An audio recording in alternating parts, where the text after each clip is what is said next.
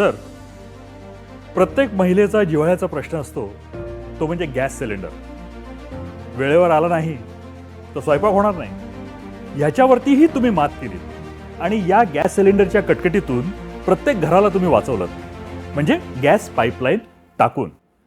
हे काम कुठल्या धर्तीवरती तुम्ही केलं आणि कसं साध्य झालं? पूर्ण श्रेय मी नाही घेणार त्याचा, पण गॅस अथॉरिटी ऑफ इंडिया त्याचं इम्प्लिमेंटेशन करते.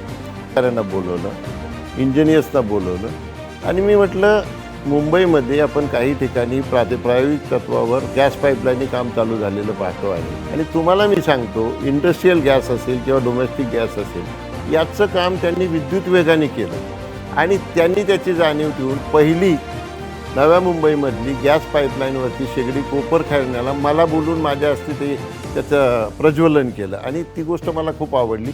आणि मग त्याचा परिणाम इतका चांगला झाला की आज शहरामध्ये बहुतेक ठिकाणी तुम्हाला गॅस पाईपलाईन दिसते.